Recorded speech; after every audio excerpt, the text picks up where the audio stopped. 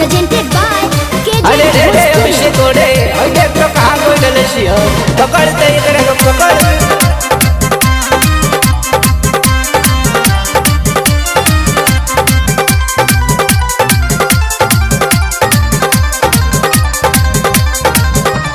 रोहता भाव में या घूमता ताव में भइल बहाला सुन पूरा हमरा गांव में। अरे सही बात बता रे सही लागो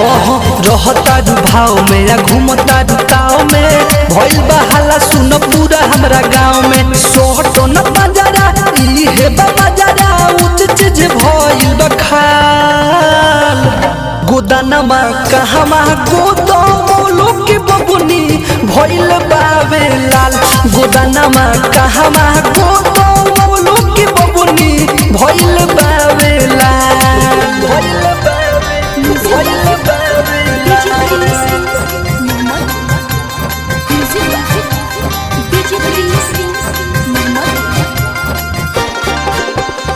Mix by Malik Recording Studio, बड़े अमोर गोपालगंज।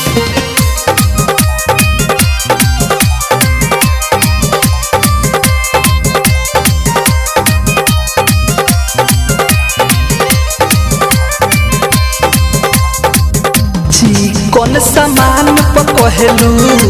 मरले बहाला का देखो तानी पूरा दहिया भइल बझाला का कौन सामान पकहलू मरले बहाला का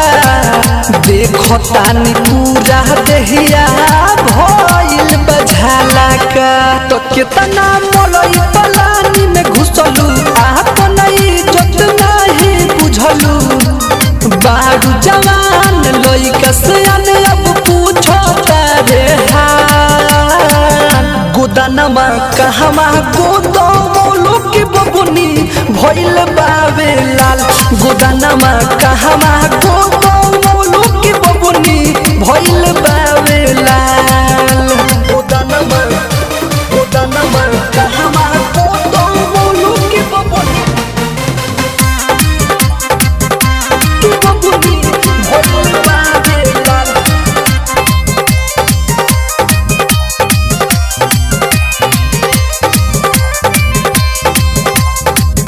केतना ले फनले बारू नदी नहर पोखरा कोहता रुजे भी कही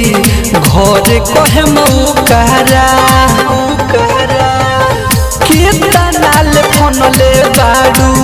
नदी नहर पोखरा कोहता रुजे भी कही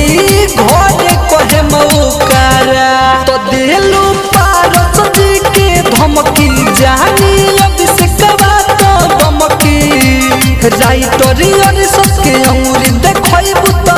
हो दिही डाल गोदानमा कहमा गोदो लोग के बबुनी